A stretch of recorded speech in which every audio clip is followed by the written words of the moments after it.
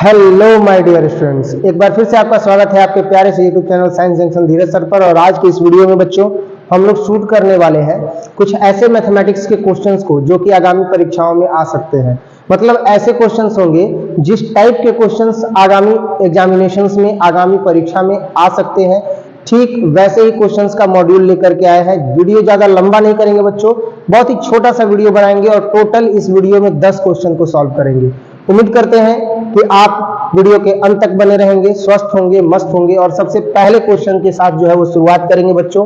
और सबसे पहला क्वेश्चन जो है वो आपके समक्ष है। सबसे पहला क्वेश्चन किस तरह का आखिर आगामी परीक्षा 2024 में 12वीं की परीक्षा में बिहार बोर्ड द्वारा क्वेश्चन आ सकता है, तो ध्यान दीजिएगा। जैसे ये दिया गया है फंक्शन कि y is equal to under root sine x, तो बच्चों जब हम इसे हल करेंगे तो इसका अवकलन का मान निकालना है। तो सबसे पहले y is equal to under root sine x. अब इसका जब हम अवकलन करेंगे तो dWr टू x बहुत साइड करेंगे, दोनों ही तरफ बच्चों हम क्या करेंगे, तो दोनों ही तरफ जो है वो हम x के सापेक्ष अवकलन करेंगे।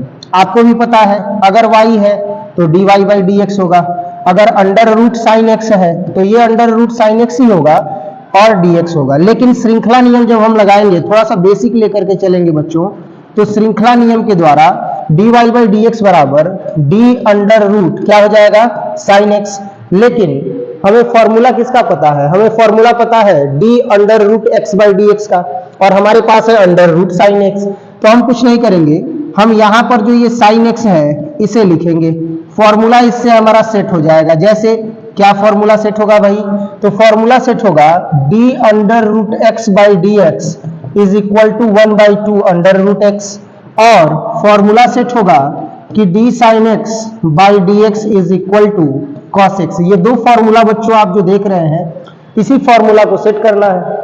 अब इस फॉर्मूला को सेट करना है तो अगर अंडर रूट में एक्स है तो बटा में भी एक्स आना चाहिए। तो अंडर रूट में एक्स ना होकर के साइन एक्स था तो हमने बटा में साइन एक्स कर दिया, है ना। तो अब हम यहाँ पर अगर फॉर्मूला यूज करते हैं तो हमें क्या मिलता है, तो हमें मिलता है dy बाई डी एक्स का value dy by d x is equal to 1/2 under root x, x का वैल्यू यहाँ पर साइन एक्स है तो हो जाएगा sine x into sine x का जो अवकलन होगा वो हो जाएगा कॉस एक्स।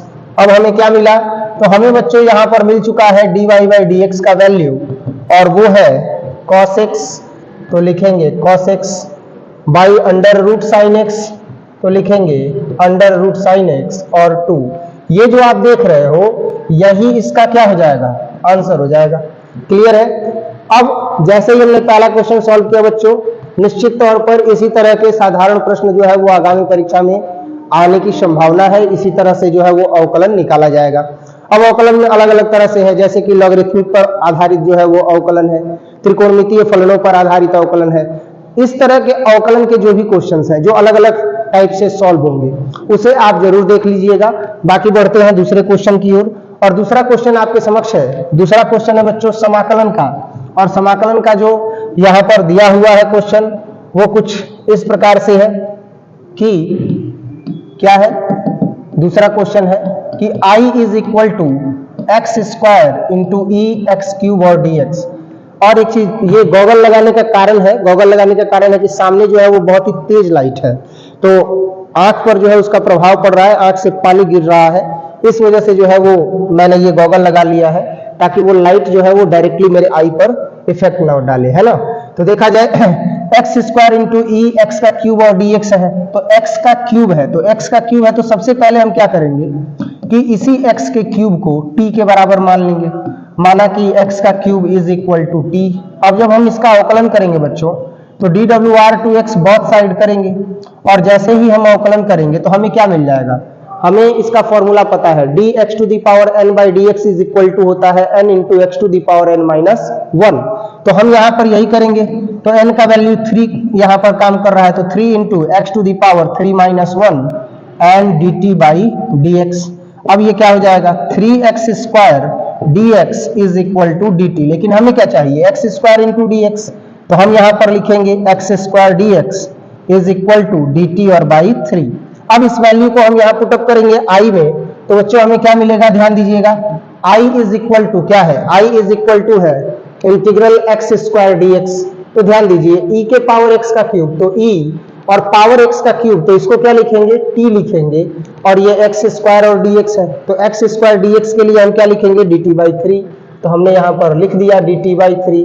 अब I इज इक्वल टू क्या हो जाएगा, तो 1/3 को हम बाहर कर देंगे, e के पावर t और dt हो जाएगा बच्चों, तो I इज इक्वल टू 1/3 होगा, और e के पावर t dt, तो e के पावर t dt, तो इसका जब हम इंटीग्रल करेंगे तो वो भी होगा e के पावर t। सो अब यहाँ पर जो है वो लिमिट है नहीं, लोअर लिमिट और अपर लिमिट, निश्चित समाकलन है नहीं, अनिश्चित समाकलन है, तो एक समाकलन का अचर c भी जोड़ देंगे बच्चों। I इज इक्वल टू क्या हो जाएगा, 1/3 e के पावर t, तो फलन तो सारा x में है ना, तो जब हम इसका आंसर लिखेंगे तो वो भी किस में होगा, x में ही होगा। तो अब यहाँ पर जो t का वैल्यू है वो x का क्यूब है, तो हम यहाँ पर t का वैल्यू रख देंगे x का क्यूब और प्लस c। और इस तरीके से बच्चों हमने इस क्वेश्चन को भी सॉल्व किया, जो कि करेक्ट आंसर आ रहा है 1/3 इंटू e के पावर x का क्यूब और प्लस c। क्लियर है। अब जो है वो हम देखेंगे क्वेश्चन नंबर 3, और क्वेश्चन नंबर 3 क्या है आप देख सकते हैं, क्वेश्चन नंबर 3, तो क्वेश्चन नंबर 3 जो है वो आपके समक्ष है बच्चों, कि यदि a का वैल्यू ये दिया हुआ है तो जांचे कि इतना का जो वैल्यू है, ये जो वैल्यू है a square minus 4a minus 5i is equal to 0 है या नहीं है। क्लियर है, ध्यान दीजिएगा। तो a का जो वैल्यू है उसको हम सबसे पहले नोट करेंगे। a का वैल्यू क्या है, 1 2 2 2 1 2 2 2 1, ये जो वैल्यू आप देख रहे हो इसी का हमें वैल्यू निकालना है a स्क्वायर और 4a के फॉर्म में। तो हम सबसे पहले a स्क्वायर का वैल्यू निकालते हैं, तो a इंटू a होगा बच्चों, तो a square is equal to, a का वैल्यू क्या है 1 2 2, नेक्स्ट है 2 1 2 2 2 1, फिर सेकंड क्या है, तो 1 2 2 2 1 2 और 2 2 1। क्लियर है। अब जब हम ए स्क्वायर निकालेंगे तो गुणा कैसे करेंगे, ध्यान दीजिएगा। जो नहीं पढ़ पाए हैं मन से वो अब ध्यान देंगे, पंक्ति से स्तंभ में गुणा करेंगे, जोड़ते जाएंगे। ध्यान दीजिएगा बातों पर। मैंने क्या कहा, मैंने कहा पंक्ति से स्तंभ में गुणा करते जाएंगे और जोड़ते जाएंगे। जैसे एक एकम एक, जोड़ दो दूनी के 4, जोड़ दो दूनी के 4। फिर से ध्यान दीजिएगा, पहला पंक्ति पहला स्तंभ हुआ है, अब हम पहला पंक्ति और दूसरा स्तंभ, पहला पंक्ति और तीसरा स्तंभ। तो देखिए एक दूनी दो, फिर दो एकम दो, फिर दो दूनी के 4। क्लियर है। फिर पहला पंक्ति और तीसरा स्तंभ, तो एक दूनी दो, फिर देखिए दो दूनी के 4, फिर क्या होगा, तो दो एकम दो। क्लियर है ना। अब जो है हम दूसरे पंक्ति का पहले स्तंभ, दूसरे स्तंभ और तीसरे स्तंभ में गुणा करेंगे, तो होगा दो एकम दो, फिर देखिए एक से दो में करेंगे तो दो, फिर दो से दो में करेंगे तो दो दूनी के 4, फिर दूसरे पंक्ति का दूसरे स्तंभ में, तो दो दूनी के 4, क्या हो गया, दो दूनी के 4, और ये तो दो है ना, तो ये है दो और जोड़ दो। ध्यान दीजिएगा, दो दूनी के 4, फिर एक एकम एक, फिर दो दूनी के 4। क्लियर है। दूसरे पंक्ति का तीसरे स्तंभ में करेंगे तो दो दूनी के 4, फिर एक दूनी के 2, फिर दो एकम 2 हो जाएगा बच्चों। नेक्स्ट दो एकम 2 हो गया, दो दूनी के 4, फिर एक दूनी 2 हो गया।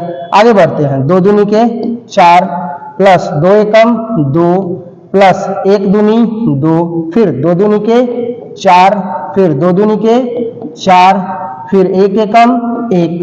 क्लियर है ना। और इस तरीके से हमने इसका गुणा कर लिया। अब जैसे ही गुणा हो गया तो ए स्क्वायर का फॉर्मेट हमें मिल गया। अगर हम इसे जोड़ देंगे तो ए स्क्वायर इज इक्वल टू क्या मिल जाएगा, ध्यान दीजिएगा, 4 4 8, 8 और 1 9, फिर 4 2 6 6 और 2 8, फिर 4 2 6 6 और 2 8। अब क्या होगा, 4 2 6 6 और 2 8, फिर देखिए 4 4 8, 8 और 1 9, फिर 4 और 4 8। नेक्स्ट 4 2 6 6 और 2 कितना हो जाएगा, 8, 4 2 6 6 और 2 कितना हो गया, 8, 4 4 8, 8 और 1 9। और इस तरीके से बच्चों ए स्क्वायर का जो है ये वैल्यू निकल गया। लेकिन हमें क्या चाहिए, ए square minus 4a minus 5i का वैल्यू जो है वो 0 के फॉर्मेट में चाहिए। तो हम सबसे पहले इसका LHS ले लेते हैं। LHS क्या है भाई, तो LHS है a square minus 4a minus 5i। RHS लाना है। ए स्क्वायर का वैल्यू कितना है, 9 8 8 8 9 8 8 8 9। नेक्स्ट क्या चाहिए, नेक्स्ट चाहिए 4a माइनस 4, a का वैल्यू कितना है, तो a का वैल्यू है 1 2 2, फिर है 2 1 2, फिर है 2 2 1। नेक्स्ट माइनस 5i, i का वैल्यू 1 0 0 0 1 0 0 0 1, और ये जो आप वैल्यू देख रहे हो अब इसे ही सॉल्व कर देंगे। तो 9 8 8 तो ऐसे ही रहेगा ना, 9 8 8 8 9 8 8 8 9, ये जो टोटल वैल्यू है सॉल्व करके रखेंगे। तो 4 से करेंगे तो क्या हो जाएगा, 4 1 जा 4, 4 2 जा 8, 4 2 जा 8, 4 2 जा 8, 4 1 जा 4, 4 2 जा 8, नेक्स्ट 4 2 जा 8, 4 2 जा 8, 4 1 जा 4। अब ये जो आप वैल्यू देख रहे हो इसी को सॉल्व करना है, तो क्या हो जाएगा 5 0 0 0 5 0 0 0 5। ध्यान देना बच्चों, अब इसे हम सॉल्व करते हैं तो ध्यान देना क्या होगा, ये 4 और ये 5 माइनस माइनस है ना, तो माइनस माइनस है तो ये एक साथ देखेंगे तो क्या हो जाएगा, ध्यान देना 9 8 8 8 9 8, फिर है 8 8 9, ये वैल्यू सेम टू सेम रखेंगे। माइनस, अब ये माइनस और माइनस क्या हो जाएगा, प्लस हो जाएगा, तो जब माइनस और माइनस प्लस हो जाएगा तो जोड़ देंगे, तो देखो क्या हो जाएगा 4 और 5 9, 4 5 9, नेक्स्ट 8 0 8 8 0 8, नेक्स्ट 8 0 8 4 5 9 8 0 8 8 0 8 8 0 8 4 5 9। बच्चों अगर देखा जाए तो ये वैल्यू और ये वैल्यू सेम है, यानी 9 से 9 माइनस करेंगे 0, 8 से 8 माइनस करेंगे 0, फिर 8 से 8 माइनस करेंगे 0, टोटल को सब्ट्रैक्ट कर देंगे तो क्या आ जाएगा, 0 आ जाएगा। और आरएचएस में हमें यही तो प्रूफ करना था, तो वो भी हमने सॉल्व कर लिया बच्चों, क्वेश्चन नंबर 3 भी सॉल्व हो गया। अब क्वेश्चन नंबर 4 देखेंगे, तो आव्यूह अध्याय से मैट्रिक्स चैप्टर से लगभग इसी तरह के क्वेश्चंस जो है वो एग्जामिनेशंस में आ सकते हैं। 3 नंबर के बाद हम देखेंगे 4 नंबर क्वेश्चन बच्चों, और 4 नंबर क्वेश्चंस में आप देख सकते हो डिटरमिनेंट का एक क्वेश्चन है और बोला गया है कि x का वैल्यू फाइंड करना है। क्या करना है, x का वैल्यू फाइंड करना है। बड़ा ही साधारण सा प्रश्न है, x x 7 x determinant -10, cross multiply कर देंगे, तो क्रॉस मल्टीप्लाई करेंगे तो x x का मल्टीप्लाई करेंगे, x स्क्वायर माइनस 7 में x का करेंगे 7x इज इक्वल टू -10। बच्चों x स्क्वायर माइनस 7x और माइनस इधर आएगा तो हो जाएगा +10 is equal to 0। x square और ये 7x है तो क्या कर सकते हैं, -5x minus 2x plus 10 is equal to 0। अब बच्चों x को कॉमन कर लेंगे तो x -5, 2 को कॉमन कर लेंगे तो x और -5 is equal to 0। So x -5 and x -2 अब हो जाएगा इज इक्वल टू 0। तो अब तो आपको भी पता है कि अब सर आगे क्या करने वाले हैं, तो सर x -5 को 0 के इक्वल करेंगे और दूसरा जो टर्म है वो है 0 के इक्वल, x -2 भी, तो अब x इज इक्वल टू कितना आ जाएगा, 2 आ जाएगा, और यहाँ x इज इक्वल टू यानी x बराबर कितना आ जाएगा, 5 आ जाएगा। इस तरीके से हम यहाँ x का 2 वैल्यू निकाल लिए, 5 और 2, और यही इसका क्या हो जाएगा, आंसर हो जाएगा। क्लियर है ना, उम्मीद करते हैं बहुत अच्छे से आपको समझ में आ रहा होगा और बहुत ही स्लोली चल रहे हैं, है ना, ज्यादा स्पीड में नहीं क्वेश्चन सॉल्व कर रहे हैं। अब जो है वो अगला क्वेश्चन देखते हैं बच्चों, और अगला क्वेश्चन है आपके समक्ष, a और b का वैल्यू दिया हुआ है और a भी फाइंड करना है। कितना सिंपल जो है वो क्वेश्चन है ना। ऐसे क्वेश्चन अगर एग्जामिनेशन में आ जाए तो आई श्योर कि आप लोग जो है वो 100 आउट ऑफ 100 जो है वो गेन करने वाले हैं। अब देखा जाए a और b का वैल्यू तो दिया ही हुआ है, आपको चाहिए ab का वैल्यू, तो a b निकालेंगे तो सबसे पहले a का वैल्यू रख देंगे और इसके बाद जो है वो b का वैल्यू रख देंगे, 2 3 1 4। अब क्या करेंगे, तो a और b, तो अब हम यहाँ पर a का मल्टीप्लाई b में कर देंगे, तो पंक्ति से स्तंभ में गुणा, तो 5 दूनी के 10 प्लस 3 एकम 3, फिर पहला पंक्ति पहला स्तंभ, तो पहला पंक्ति दूसरा स्तंभ, 5 एकम 5 और प्लस माइनस -4, फिर 6 दूनी 12 और 7 के 21, ध्यान दीजिएगा 6 एकम 6 और 7 चौक 28। हिंदी इंग्लिश दोनों मिला के बोल रहे हैं, आप लोग ध्यान दीजिएगा, इसलिए कि कुछ बच्चे ऑनलाइन में जो है वो इंग्लिश मीडियम वाले भी हैं और कुछ हिंदी मीडियम वाले भी हैं जो पढ़ रहे हैं, और बड़ा ही अच्छा अब लग रहा है क्योंकि यूट्यूब फैमिली जो है वो हम लोगों का आप लोगों का, हम लोगों का पूरा फैमिली जो है वो यूट्यूब फैमिली धीरे धीरे ग्रो कर रहा है ना। उम्मीद करते हैं आप लोगों का साथ ऐसे ही मिलता रहेगा। 10 से 3 को माइनस कर देंगे तो 7 हो जाएगा, और ये देखिए ऐड करेंगे तो कितना हो जाएगा, 20 10 30 30 2 32 और 1 33। इसको करते हैं तो प्लस माइनस माइनस, सॉरी हाँ देखा जाए प्लस माइनस माइनस, 5 से 4 जाएगा तो हो जाएगा 1, 28 2 30 और 4 34। यही जो है ना इसका करेक्ट आंसर हो जाएगा बच्चों। और ए बी का भी वैल्यू हम लोगों ने निकाल लिया है। अब इसके बाद हम लोग क्वेश्चन नंबर 6 देखेंगे। क्वेश्चन नंबर 6 क्या है भाई, तो क्वेश्चन नंबर 6 आपके समक्ष है ना। क्वेश्चन नंबर 6 है, आप देख सकते हो प्रायिकता से लिया गया है क्वेश्चन नंबर 6। आपको पी ए बाई बी जो है वो फाइंड करना है। तो ये आपको भी पता है कि पी ए बाई बी का जो वैल्यू होता है वो पी ए इंटरसेक्शन बी और बाई कितना होता है पी बी। तो अब तो कुछ क्वेश्चंस में टर्म्स दिए हुए हैं, क्या दिया हुआ है, पी ए इंटरसेक्शन बी का वैल्यू 0.32 दिया हुआ है और पी बी का वैल्यू 0.5 दिया हुआ है। कितना सिंपल जो है वो क्वेश्चन है। P A by B is equal to, ये देखिए हो जाएगा 32 और बटे में 100। इसको भी जो है वो सिंपलेस्ट फॉर्म में करते हैं तो 10/5, तो ये 10 10 जो 100 हो गया है ना। तो अब ये कितना आ गया, तो ये आ गया P A by B is equal to 32 है ना। इसको और तोड़ देते हैं बच्चों, तो ये क्या होगा, और कटा देते हैं 2 से, 16 दूनी 32 2 5 10, तो 16 बटे में 25 आ गया। और यही इसका क्या होगा, करेक्ट आंसर आ जाएगा 16 बटे में 25। तो पी ए बाई बी का जो वैल्यू है वो आ गया 16 बटे में 25। अब जो है वो हम देखेंगे 6 नंबर के बाद 7 नंबर क्वेश्चन। 7 नंबर क्वेश्चन, आहा कितना सुंदर है, 1/x log x दिया हुआ है ना। तो अब इसको जो है वो हम देखते हैं, ये जो क्वेश्चन है अब इसको देखते हैं कि क्या होगा इसका सॉल्यूशन, है ना। तो इसका सॉल्यूशन भी देखते हैं भाई। तो i इज इक्वल टू दिया हुआ है 2 से 3 1/x log x और dx। अब हम क्या करेंगे कि यहीं पर log x को t मान लेंगे, माना कि log x is equal to t। अब बच्चों जब हम log x को t मान लेंगे और इसका अवकलन करेंगे तो dwr2x बहुत साइड करेंगे, दोनों तरफ x के सापेक्ष अवकलन। और जब दोनों तरफ x के सापेक्ष अवकलन करेंगे तो log x का क्या हो जाएगा, log x का हो जाएगा 1/x, और इधर क्या हो जाएगा, तो इधर हो जाएगा dt और बाई dx। तो 1/x dx का क्रॉस मल्टीप्लाई हो गया और आ गया dt। तो 1/x dx is equal to dt आ गया। तो 1/x dx is equal to dt आ गया। तो अब यहाँ पर सारा का सारा फलन तो t में आ जाएगा, और जब सारा फलन t में आ जाएगा तो इसको भी चेंज करना पड़ेगा। तो इसको कैसे चेंज करेंगे, ध्यान दीजिएगा।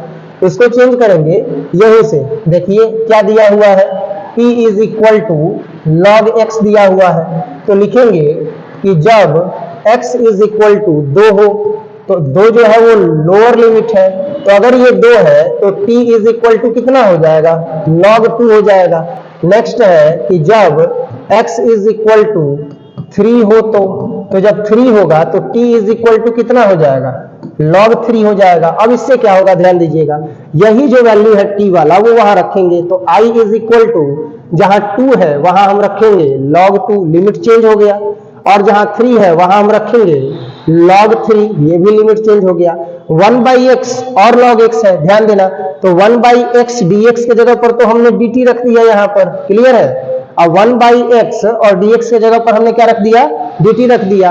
अब 1/log x है तो ये हो जाएगा 1/log x को हमने क्या माना है, t, क्लियर है। तो अब i इज इक्वल टू कितना हो गया बच्चों, अब हो गया log 2, फिर हो जाएगा log 3, 1/t है ना, सॉरी इसको जो है वो हम डायरेक्ट अब सॉल्व कर रहे हैं, क्लियर है। तो अब सॉल्व करेंगे तो क्या होगा, ध्यान देना।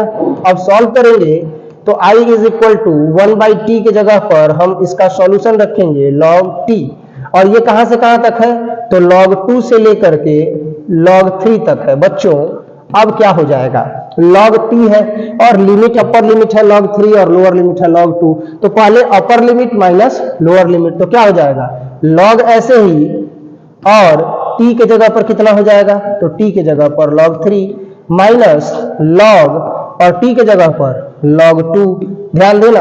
अब तो एक फॉर्मूला तो ये भी है कि log x बराबर x होता है, तो 3 और माइनस भी 2 कर सकते हैं, 1 आ जाएगा आंसर, है ना। या m/n भी कर देंगे, है ना। तो देखते हैं इसका क्या होगा करेक्ट आंसर।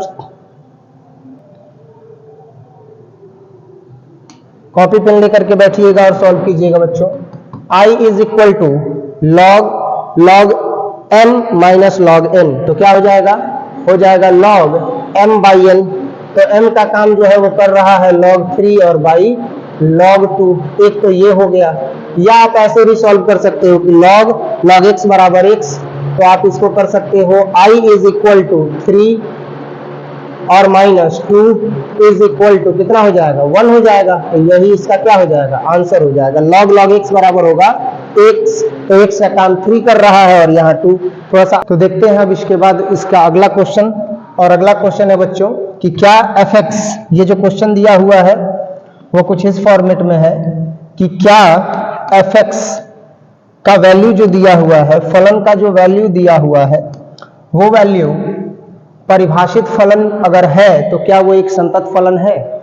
ध्यान दीजिएगा, जो दिया गया फलन है सबसे पहले उसी पर हम चर्चा करेंगे बच्चों।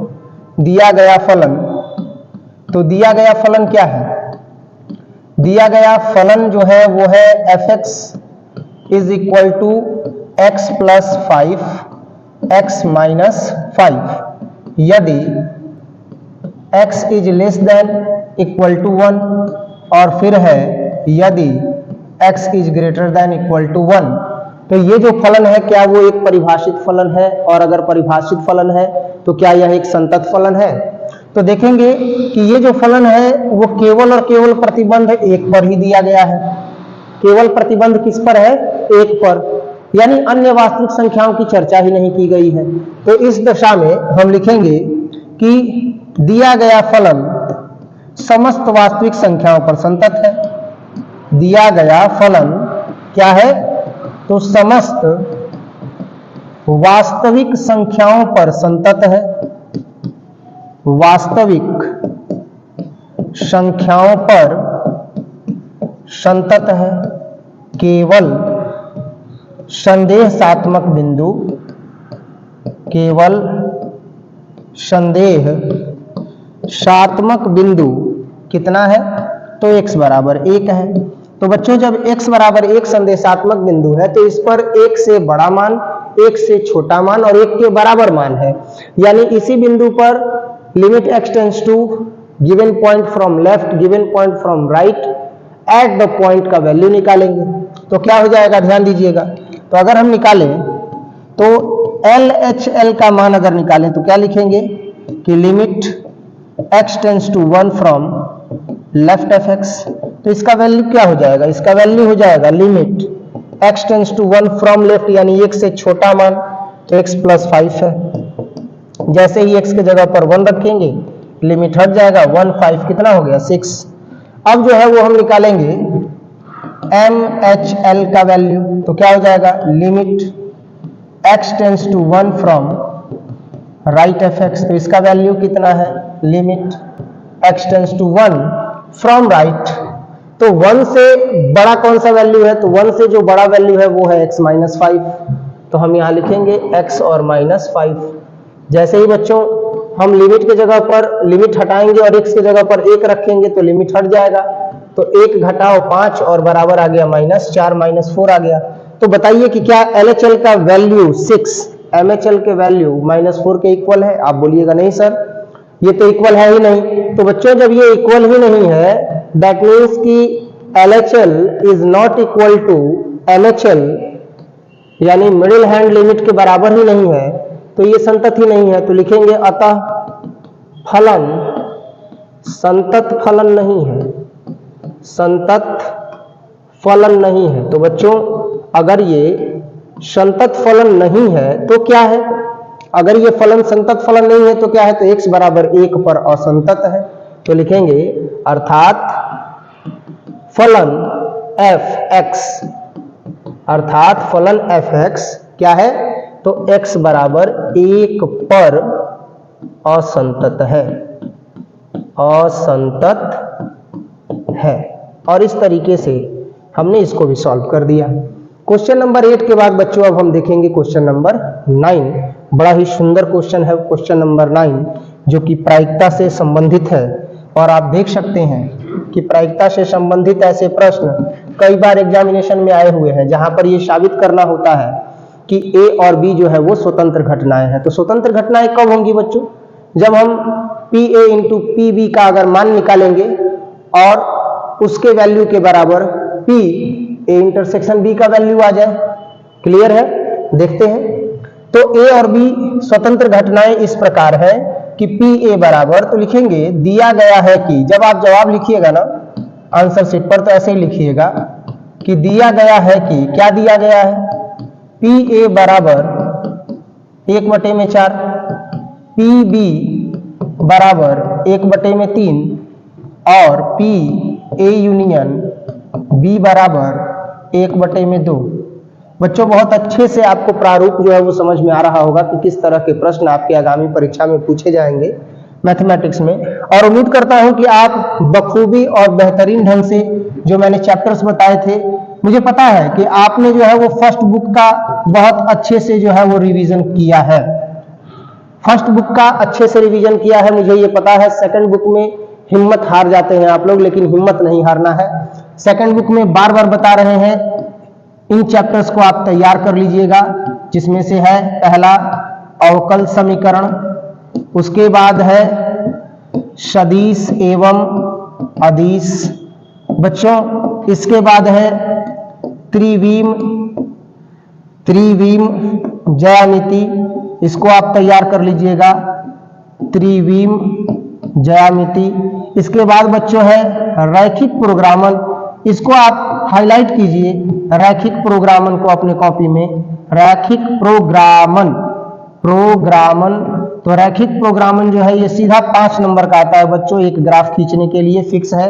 और इसके बाद है प्रायिकता। अगर आपने पहले बुक को कंप्लीट कर लिया है रिवीजन में, तो आप इन चैप्टर्स को भी कंप्लीट कीजिएगा। और अभी जो है वो हड़ताल चल रहा है, जो भी यातायात के चालक हैं, ड्राइवर लोग हैं, पूरे भारत में हड़ताल किए हैं। आप ऑफलाइन क्लास करने नहीं आ पा रहे हैं और अब क्लास करने की जरूरत भी नहीं है। अब आप घर से जो है वो पढ़िए, लेकिन टेस्ट देने जरूर आइए। और यकीन मानिए कि जो भी चैप्टर्स आगामी परीक्षा में आ सकते हैं, जिससे क्वेश्चन इंपॉर्टेंट पूछा जा सकता है, उन सारे क्वेश्चंस को मैं इंक्लूड करने वाला हूं टेस्ट में। और भी जितने भी स्टूडेंट्स हैं जो चाहते हैं कि जनवरी माह के टेस्ट सीरीज में हम रहें, पार्टिसिपेट करें, तो वो दिए गए नंबर पर कांटेक्ट कर सकते हैं और स्वेच्छा से जो है वो आ सकते हैं, या दिए गए नंबर पर आप मैसेज कीजिए और स्वेच्छा से जो है वो पार्टिसिपेट कीजिए। मोर एंड मोर टेस्ट देना है बच्चों, अधिक से अधिक टेस्ट देना है और अधिक से अधिक जो है वो रिवीजन करना है। अब समय उसी का है, ठीक है। तो देखते हैं, ये दिया गया है और अब जो है वो हमें बताना है कि ये स्वतंत्र है या नहीं है। तो सबसे पहले हम बच्चों P A into P B निकालेंगे। तो P A into P B निकालेंगे तो 1/4 1/3 तो हो जाएगा 1/12। अब स्वतंत्र है या नहीं है ना? तो स्वतंत्र है या नहीं है, इसके लिए हम क्या करेंगे? तो स्वतंत्र है या नहीं है लिखेंगे कि ए और बी स्वतंत्र घटनाएं होने के लिए, ए और बी क्या होने के लिए बच्चों? तो स्वतंत्र घटनाएं होने के लिए। तो स्वतंत्र घटनाएं होने के लिए क्या होगा बच्चों? तो स्वतंत्र घटनाएं होने के लिए आपको भी पता है कि हमें जो है वो पी ए इंटरसेक्शन बी का मान चाहिए। तो P A intersection B is equal to क्या होगा? मैंने बताया था ना, पी ए प्लस कितना? P B, after that P A union B. तो मेरे लाल अब बताओ कि पी ए इंटरसेक्शन बी का मान निकालने के लिए पी ए और पी बी दोनों का मान रखेंगे। पी ए का मान कितना है? तो 1/4 1/4, फिर कितना है 1/3 1/3। पी ए यूनियन बी का मान कितना है? तो 1/2 हमने रख दिया यहाँ पर। तो पी ए इंटरसेक्शन बी का वैल्यू 4 3 2 है, तो 4 और 3 और 2 12 होगा एलसीएम। तो हमने यहाँ पर कर दिया कितना? 12, 4 3 12, 3 एकम 3, 3 चौके 12, 4 एकम 4, 2 छके 12, 6 एकम 6, 4 3 7 और 7 में से 6 जाएगा 1, 1/12। तो बच्चों अब हमें क्या मिला? हमें मिला पी ए इंटरसेक्शन बी का वैल्यू 1/12। अब आप बताइए कि क्या हम इस 1/12 को, अर्थात पी ए इंटरसेक्शन बी को हम 1/4 गुणे 1/3 लिख सकते हैं? तो ये क्या हो जाएगा? P A into P B के बराबर, और P A into P B का तो मान आया ही है 1/12। तो इस तरह से हमें पता चलता है कि ए और बी दो स्वतंत्र घटनाएं हैं।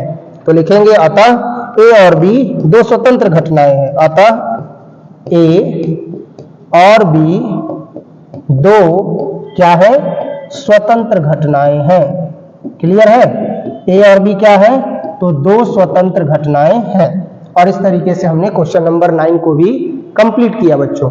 अब देखेंगे इस वीडियो का लास्ट क्वेश्चन, क्वेश्चन नंबर 10, और क्वेश्चन नंबर 10 आपके समक्ष है। बताना है कि ये जो दिया गया प्रश्न है, इस दिए गए प्रश्न में जो पॉइंट दिए गए हैं वो पॉइंट संरेख है या नहीं है। तो देखते हैं संरेख है या नहीं है, कैसे पता चलेगा।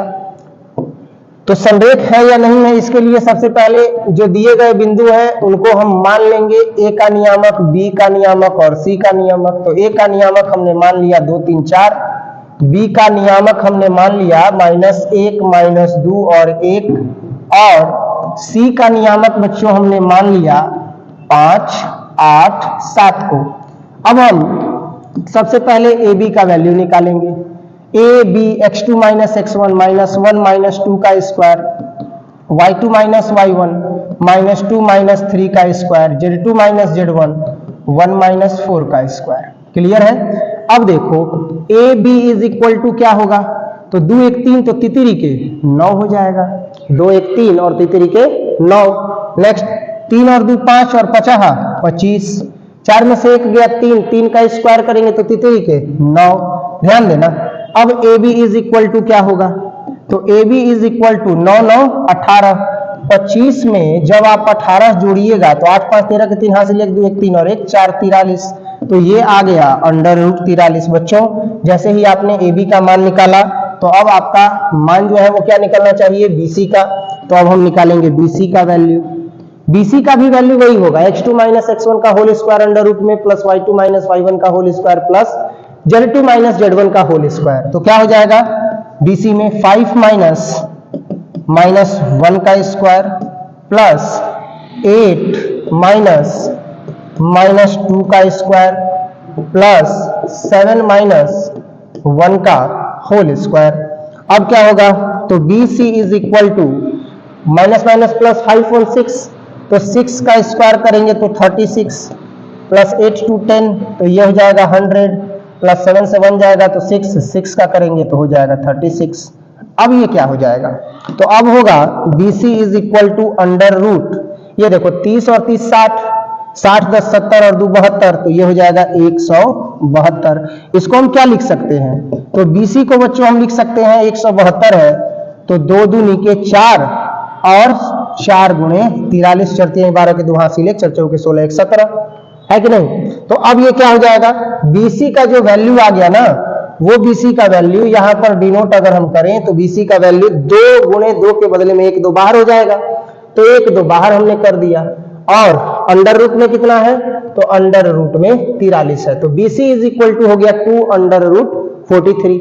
अब ये जो वैल्यू देख रहे हो BC का AB का, अब हमें AC का वैल्यू निकालना है। तो AC के वैल्यू के लिए क्या होगा भाई, तो AC के वैल्यू के लिए 5 - 2 तो लिखेंगे 5 - 2 का होल स्क्वायर प्लस 8 - 3 का होल स्क्वायर तो लिखेंगे 8 - 3 का होल स्क्वायर, 7 - 4 का होल स्क्वायर तो हो जाएगा 7 - 4 का होल स्क्वायर।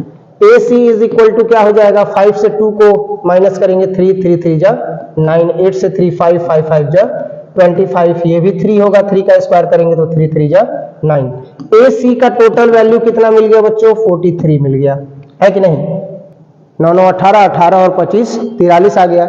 अब यहां अगर हम देखें तो हमें पता चल रहा है कि जो BC का वैल्यू है ना, BC का जो वैल्यू है वो वैल्यू है 2 अंडर रूट 43, लेकिन संयोग से ये जो BC का वैल्यू है वो AB और AC के सम के लिए है, यानी AB प्लस AC के योग के बराबर है।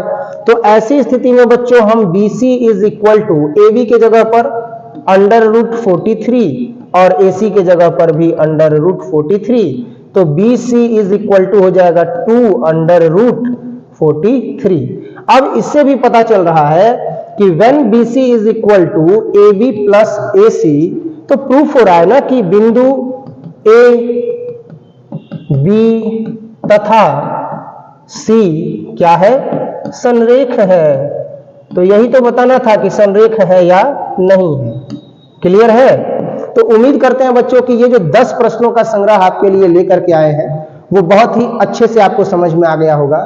और इसी तरह के प्रश्न, इसी तरह के सीरीज को देखने के लिए आप हमसे हमारे YouTube चैनल से जुड़ सकते हैं, हमारे YouTube परिवार से जुड़ सकते हैं और परिवार के सदस्यों की संख्या बढ़ा सकते हैं। मिलते हैं इसी तरह के कंटेंट के साथ अगले वीडियो में बच्चों।